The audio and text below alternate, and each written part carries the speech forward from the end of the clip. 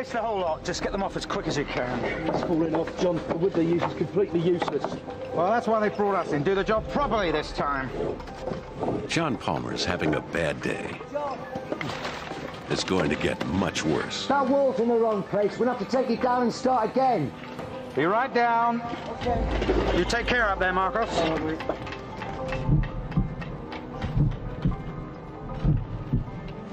For 45 years, John's heart hasn't missed a single beat. But today, it's going to let him down, with dire consequences for his entire body.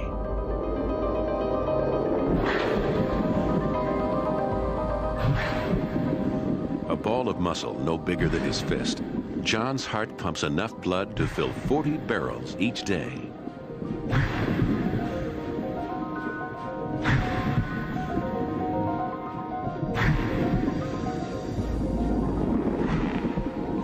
Inside its chambers, red blood cells saturated with oxygen are sucked in and pumped out with amazing force.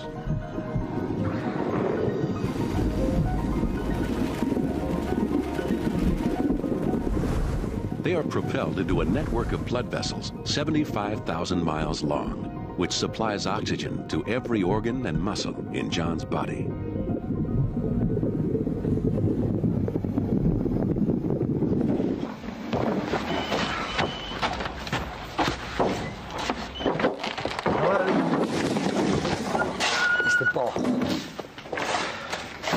Kenny. Yeah, a few problems. They're a hopeless lot they let loose on this place, you know. John's heart doesn't just supply oxygen to other organs, it also supplies itself.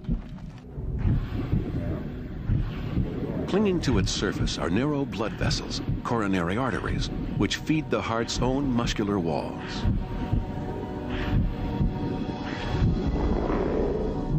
The walls of John's heart consist of 50 million elastic muscle cells, all contracting together. This is the beat of John's heart.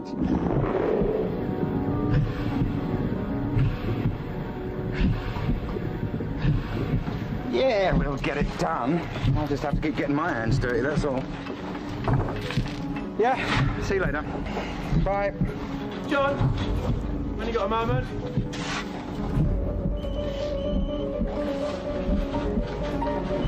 Yes.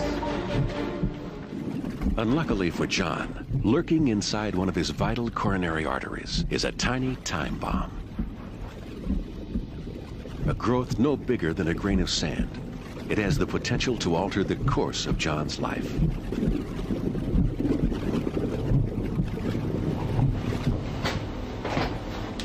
There you go. Just a job. Came free with our order. Looks a bit like Kenny, don't you think? There you go. Right. The growth inside John's coronary artery consists mainly of cholesterol. Yeah, I'm listening. Our bodies need cholesterol to function normally. Yeah?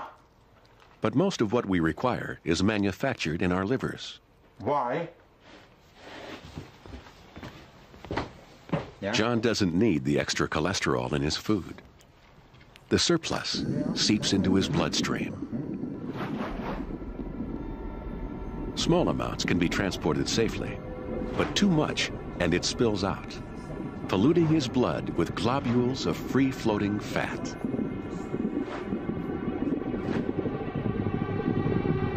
Yeah, well, we all have days like that, don't we? Yeah, go on then. Cholesterol globules sink into tiny cracks in John's artery wall, creating a fat-filled growth, a plaque.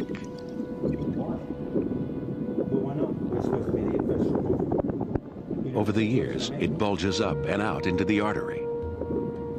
Slowly but surely, it begins to reduce the free flow of John's blood. Why? All of us have some plaques in our arteries, but John has many more than most men his age. Is it on the lorry? Is it on the lorry? The inner walls of his coronary arteries are riddled with plaques. Blood is being squeezed through vessels which are half the width they ought to be. 45 years of cholesterol buildup lurks beneath a thin and fragile membrane. Mick, it can't be delivered till when? Go on. John is suffering from advanced heart disease, but he doesn't know it yet, because so far his heart has been able to compensate for the damage. Well, I'll just have to manage, won't I? Yeah. I'll see you later. Bye. Only a week ago, a patch of his heart muscle became starved of oxygen. The gray muscle cells sent a distress signal to nearby coronary arteries. New blood vessels began to grow, a natural heart bypass, bringing a fresh supply of oxygen to the starving cells.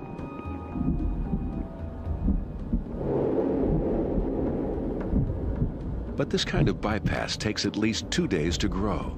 Too slow to save John if an artery were to block suddenly.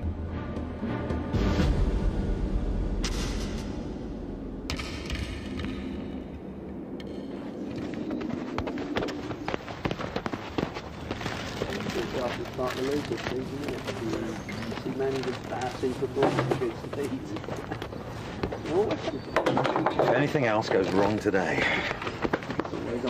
Pete, give us a cigarette, will you?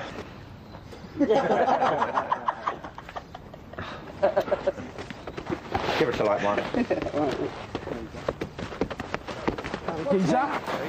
John's heart is designed to respond to the needs of his body moment by moment. While he's sitting still, it needs to beat no more than 70 times a minute. To maintain its precision, it uses electricity. The heart is the only organ with its own power supply. A natural pacemaker very deep in its walls generates electrical pulses which ensure its regular beat. Each pulse surges through the cells which make up the heart's muscular walls, forcing them to beat in unison and keep perfect time. Go, Marcus! Go! Right, let's be having you then. What kind of lunch break's that? What are you getting, mate? We've got another job to get to after this, you know. Another 10 minutes. Hey, get the ball against that wall. The whole lot will probably fall down by itself. Hey, 10 minutes then. To me, come on. There you go. Come on, give it to me. Come on, give it back. As John chases after the ball, 70 heartbeats per minute is no longer enough to meet his body's demand for oxygen. It's a long time since he did any exercise, and his leg muscles cry out for extra fuel.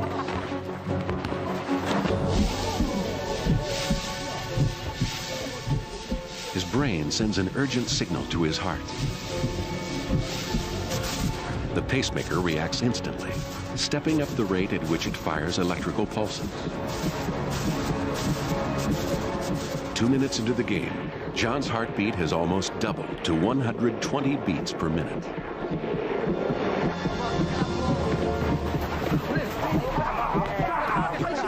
Even though he's the slowest player on the field, his heart is beating faster than anyone else's.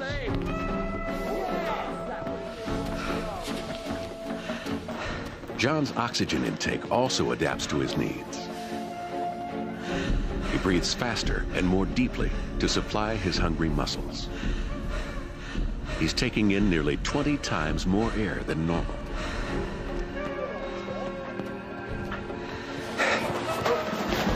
Yes. Come back. Come to now. His heart keeps up its frenetic beat to pump this extra fuel to his legs. John.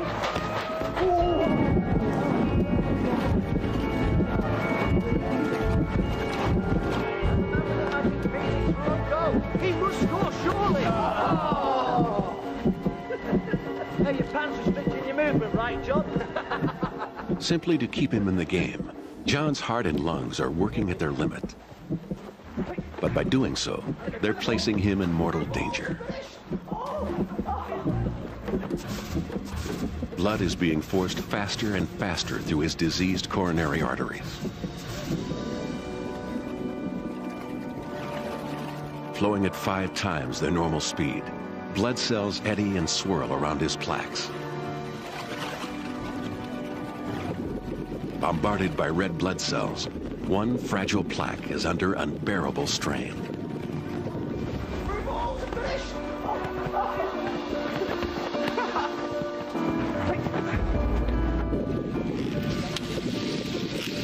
Its thin membrane is ripped open. Within moments, blood cells start to clot around the rupture.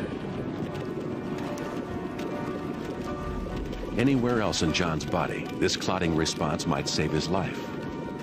But here, in his narrow artery, the effect is quite the opposite.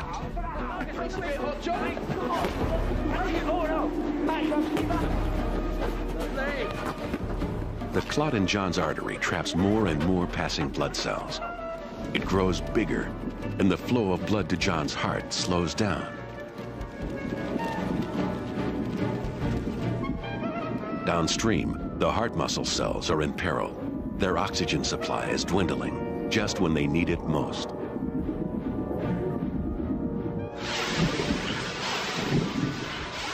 His starving cells send pain signals to his brain. But John has never experienced pain from his heart before. To him, it feels just like indigestion. Doing your lunch too fast, John. Perhaps the old man's better off in goal. He has no idea that this is the start of a heart attack. The growing clot is now blocking 2/3 of his artery. John's indigestion is getting worse.